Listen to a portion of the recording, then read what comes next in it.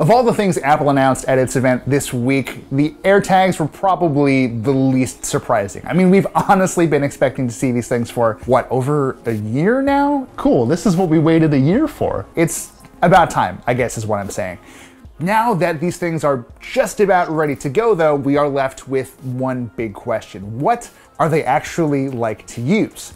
Well, Apple sent us some AirTags and a new purple iPhone 12 that runs iOS 14.5. You're going to need that update to play nice with the AirTags. I should mention up front though, this is not a review. At the time we're shooting this, I've had these things for a morning, so consider this a first look. There is one thing I need to make absolutely clear. Please, if you want to use AirTags, make sure your location services are enabled specifically for the Find My app. I had turned it off at some point on some other device at some point in time, and when I restored from a backup on this new phone running iOS 14.5, that disabled setting carried over, and because of that, there is an entire alternate version of this video that you will never see that features me getting really upset at Apple for making this thing that doesn't seem to work. I have set up basically every AirTag that Apple has sent me. Precision tracking does not work. This should be doing it.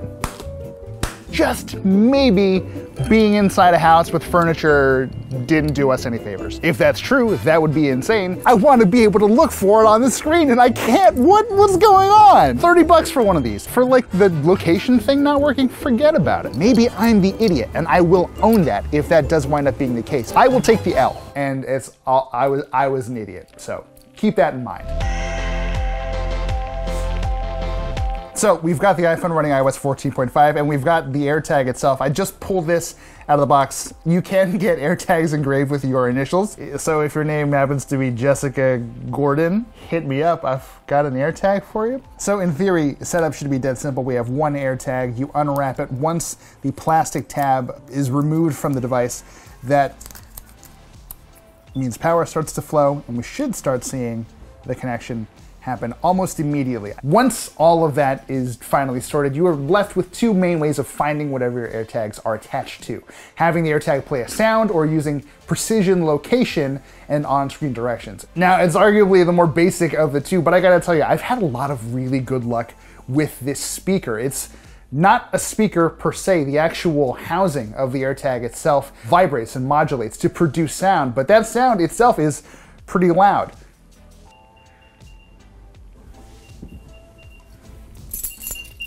Not bad. Over the din of two guys cutting wood in their front lawn and just the wind whipping outside around here in Oakland, I had no trouble hearing those high-pitched tones, and I will probably default to that most of the time. But I know what you're here to see.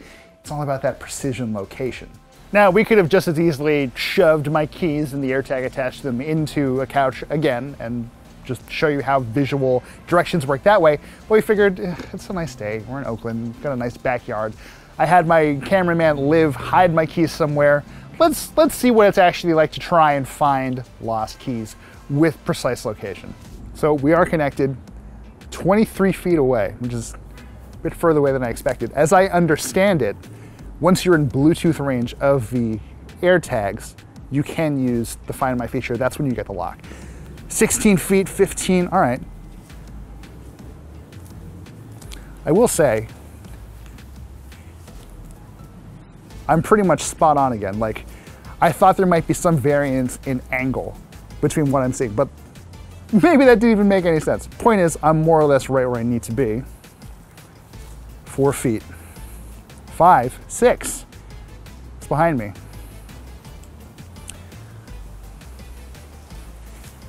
Nearby, 5 feet, nearby. 3. Ah, I thought you stuck it in here. You psyched me out there, bud. Here, got it.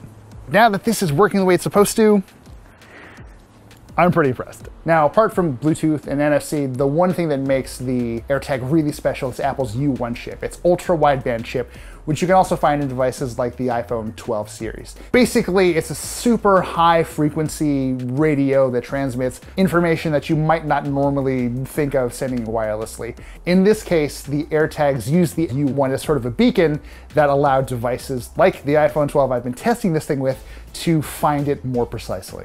So as a person who loses everything, and I mean everything, it's a real problem in my life. Just the first few hours of using AirTags to make sure I do that less has been pretty eye-opening. I've tried Tiles before, they've been nice.